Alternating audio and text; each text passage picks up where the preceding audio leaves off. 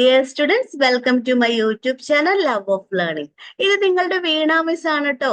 ഇന്ന് നമ്മൾ ഡിസ്കസ് ചെയ്യാൻ പോകുന്നത് private public and global enterprise ചാപ്റ്ററിലെ limitations of departmental undertakings, statutory or public corporations, features and merits. ഇനി നമുക്ക് നോക്കാം എന്തൊക്കെയാണ് ലിമിറ്റേഷൻസ് എന്നുള്ളത്. First one, lakh of flexibility. അതായത് ഈ ഡിപ്പാർട്ട്മെന്റൽ അണ്ടർടേക്കിങ്സ് ഒട്ടും ഫ്ലെക്സിബിൾ അല്ല. കാരണം മിനിസ്ട്രിയിൽ നിന്ന് ഒരുപാട് ഇടപെടലുകൾ ഇതിൽ നടത്തുന്നത് കൊണ്ടാണ് ഇങ്ങനെ ഫ്ലെക്സിബിലിറ്റി ഇല്ലാത്തത്. അപ്പോൾ ഈ ഡിപ്പാർട്ട്മെന്റൽ അണ്ടർടേക്കിങ്ങിന്റെ കേസിൽ ഗവൺമെന്റ് ഒരുപാട് കൺട്രോള് ഉണ്ടായിരിക്കും. അതുകൊണ്ട് ഗവൺമെന്റിന്റെ റൂൾ അനുസരിച്ചിട്ടായിരിക്കും ഡിപ്പാർട്ട്മെന്റൽ അണ്ടർടേക്കിങ്സ് മുന്നോട്ട് പോകുന്നത്. സപ്പോസ് നമ്മളൊരു പോസ്റ്റ് ഓഫീസിൽ ചെന്ന് കഴിഞ്ഞാൽ ഇപ്പൊ കൺസ്യൂമേഴ്സിന്റെ നീഡ്സ് അനുസരിച്ച് അവിടെ യാതൊരു സൗകര്യങ്ങളും ഉണ്ടായിരിക്കുകയില്ല.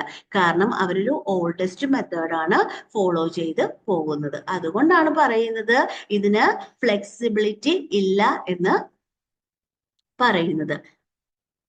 ഇനി ഡിലേസ് ഇൻ ഡിസിഷൻ മേക്കിംഗ്. അതായത് ഒരു ഡിപ്പാർട്ട്മെന്റൽ അണ്ടർടേക്കിങ്ങിന്റെ കേസിൽ അവർക്ക് ഡിപ്പാർട്ട്മെന്റിന്റെ ഹെഡിൽ നിന്ന് അപ്രൂവൽ എടുക്കണം. ഒരു ഡിസിഷൻ എടുക്കണമെങ്കിൽ അവർക്ക് അപ്രൂവൽ എടുക്കേണ്ടത് അത്യാവശ്യമാണ്. അപ്പൊ ഇങ്ങനെ വരുമ്പോൾ ഡിസിഷൻ മേക്കിങ്ങിൽ ഒരുപാട് ഡിലേ വരുന്നു. ഇനി third point, unable to tap business opportunities. ഈ ഡിപ്പാർട്ട്മെന്റൽ അണ്ടർടേക്കിങ്സ് ഫോളോ ചെയ്യുന്നത് കൺസർവേറ്റീവ്സ് അപ്രോച്ച് ആണ്. അപ്പൊ അങ്ങനെ ഇത് കൺസർവേറ്റീവ്സ് അപ്രോച്ച് ഫോളോ ചെയ്യുന്നത് കൊണ്ട് ഇത്തരത്തിലുള്ള എന്റർപ്രൈസസ് പുതിയ ബിസിനസ് ഓപ്പർച്യൂണിറ്റി ഒന്നും എടുക്കുന്നില്ല. പുതുതായിട്ട് വരുന്ന ഒരു ഓപ്പർച്യൂണിറ്റീസും ഡിപ്പാർട്ട്മെന്റൽ അണ്ടർടേക്കിങ്സ് എടുക്കുന്നില്ല. റിസ്കി ആയിട്ട് വരുന്ന വെഞ്ചറുകള്, ബിസിനസ് ഓപ്പർച്യൂണിറ്റീസ് ഒന്നും അറ്റൻഡ് ചെയ്യില്ല. അതും ഒരു വൺ ഓഫ് ദ ലിമിറ്റേഷൻസ് ആണ്. ഇനി റെഡ് ടേപ്പിസം ആണ്. അതായത് നമ്മൾ ഡിസിഷൻസ് എടുക്കുന്നതിനുള്ള റിസൾട്ട് ആണ്, അല്ലെങ്കിൽ അവരുടെ ഓപ്പറേഷൻസിൽ വരുന്ന ഡിലേയിനെയാണ് നമ്മൾ റെഡ് ടേപ്പിസം എന്ന് പറയുന്നത്. അപ്പോൾ ഡിപ്പാർട്ട്മെന്റൽ അണ്ടർടേക്കിങ്സിന് സ്ട്രിക്റ്റ് ആയിട്ടുള്ള റൂൾസും റെഗുലേഷൻസും ഫോളോ ചെയ്യുന്നതായിരിക്കും. അങ്ങനെ വരുമ്പോൾ അവരുടെ ഓരോ ഡിസിഷൻസും ഡിലേ ഉണ്ടാകും. ഇങ്ങനെ ഡിലേ ആകുന്നത് കൊണ്ട് അതിനു വേണ്ടി യൂസ് ചെയ്യുന്ന വേർഡ് ആണ് ഈ റെഡ് ടാപ്പിസം എന്ന് പറയുന്നത്. അപ്പോൾ റെഡ് ടാപ്പിസവും one of the limitations of undertakings ആണ്. നെക്സ്റ്റ് പോയിന്റ്, പൊളിറ്റിക്കൽ ഇന്റർഫറൻസ് ആണ്. അതായത് ഈ ഡിപ്പാർട്ട്മെന്റൽ അണ്ടർടേക്കിങ്സിനെ മിനിസ്ട്രി കൺട്രോൾ ചെയ്യുന്നത് കൊണ്ട് അതിൽ ഒരുപാട് പൊളിറ്റിക്കൽ ഇടപെടലുകൾ വരാനുള്ള സാധ്യതയുണ്ട്. അങ്ങനെ വരുമ്പോൾ പല പല തീരുമാനങ്ങളും സൊസൈറ്റിക്ക് അനുസരിച്ച് എടുക്കാനായിട്ട് ഡിപ്പാർട്ട്മെന്റൽ അണ്ടർടേക്കിങ്ങിന് സാധിക്കാതെ വരുന്നു. അപ്പോൾ പൊളിറ്റിക്കൽ ഇന്റർഫറൻസും ഡിപ്പാർട്ട്മെന്റൽ അണ്ടർടേക്കിങ്സിന്റെ വൺ ഓഫ് ദ ലിമിറ്റേഷൻസ് ആണ്. നെക്സ്റ്റ് വൺ ആണ് കൺസ്യൂമർ നീഡ്സ്. അതായത് കൺസ്യൂമർ നീഡ്സിന് യാതൊരു കൺസിഡറേഷനും ഡിപ്പാർട്ട്മെന്റൽ അണ്ടർടേക്കിങ്സ് പ്രൊവൈഡ് ചെയ്യുന്നില്ല. അതായത് ടൈംലി സർവീസസ് ഒന്നും ഡിപ്പാർട്ട്മെന്റൽ അണ്ടർടേക്കിങ്സിന് പ്രൊവൈഡ് ചെയ്യുന്നില്ല. അപ്പൊ ഇതാണ് നമ്മുടെ ഡിപ്പാർട്ട്മെന്റൽ അണ്ടർടേക്കിങ്സിന്റെ limitations. Number 1, lack of flexibility. Second one, delay in decisions, unable to tap business opportunities, red tapism and bureaucracy, political interference, consumers' needs may not be considered. So these are the limitations of departmental undertakings. Public corporations അല്ലെങ്കിൽ statutory കോർപ്പറേഷൻസിനെ കുറിച്ചാണ്. എന്താണ് statutory corporations അല്ലെങ്കിൽ ഒരു public corporations എന്ന് പറഞ്ഞാൽ? ഒരു state ലെജിസ്ലേച്ചറിന്റെയോ നമ്മുടെ പാർലമെന്റിന്റെ സ്പെഷ്യൽ ആക്ട് പ്രകാരം പാസ് ചെയ്തിട്ടുള്ള ഓട്ടോണോമസ് ഇൻസ്റ്റിറ്റ്യൂഷൻസിനെയാണ് പബ്ലിക് കോർപ്പറേഷൻസ് എന്ന് പറയുന്നത്. അപ്പോൾ ഈ ആക്ട് ഡിഫൈൻ ചെയ്തിരിക്കുന്നത് ഗവൺമെന്റും അതിലെ എംപ്ലോയീസും ആയിട്ടുള്ള റിലേഷൻഷിപ്പിനെ കുറിച്ചിട്ടുള്ള പവേഴ്സ്, ഫങ്ഷൻസ്, റൂൾസ്, റെഗുലേഷൻസ് എന്നിങ്ങനെയുള്ള കാര്യത്തെയാണ് ഈ ആക്ടിൽ സൂചിപ്പിച്ചിരിക്കുന്നത്. അപ്പോൾ നമുക്ക് എക്സാമ്പിൾസ് നോക്കാം. ഏതൊക്കെയാണ് public corporations? Some important public corporations such as Reserve Bank of India, Indian Airlines Corporation, Life Insurance Corporation, and also KSRTC. So these are the public corporations. Now we are going to study about features of public corporations. Number 1 formed by a special act. അതായത് ഇപ്പൊ suppose LIC form ചെയ്തിരിക്കുന്നത് LIC act 1956 ആണ്. അങ്ങനെ ഓരോ public കോർപ്പറേഷൻസും രൂപീകരിച്ചിരിക്കുന്നത് ഓരോ act പ്രകാരമായിരിക്കും. അതായത് it is created under A special act of parliament or the state assembly. ഒരു state അസംബ്ലിയോ അല്ലെങ്കിൽ പാർലമെന്റിന്റെ സ്പെഷ്യൽ ആക്ട് പ്രകാരമായിരിക്കും ഇത് ക്രിയേറ്റ് ചെയ്തിരിക്കുന്നത്. ഈ ആക്ട് ഡിഫൈൻ ചെയ്യുന്നത് അവരുടെ ലക്ഷ്യങ്ങളും പവറും അധികാരങ്ങളും പ്രിവിലേജസും ഒക്കെയാണ്. ഒരു സ്റ്റാറ്റ്യൂട്ടറി കോർപ്പറേഷന്റെ പ്രിവിലേജസ്, പവർ, ഒബ്ജക്ട്സ് ഒക്കെയാണ് ഈ ആക്ടില് ഡിഫൈൻ ചെയ്തിരിക്കുന്നത്.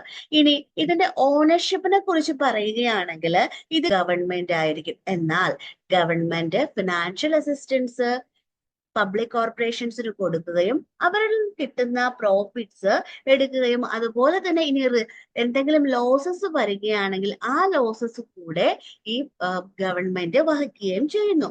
ഇനി ഇതൊരു ബോഡി കോർപ്പറേറ്റ് ആണ്. ബോഡി കോർപ്പറേറ്റ് ആണെന്ന് പറയാൻ കാരണം ഈ പബ്ലിക് കോർപ്പറേഷൻസിന് സെപ്പറേറ്റ് ലീഗൽ എൻറ്റിറ്റി ഉണ്ട്. സെപ്പറേറ്റ് ലീഗൽ എൻറ്റിറ്റിയുടെ കേസസ് നമ്മൾ നേരത്തെ പഠിച്ചു അല്ലെ.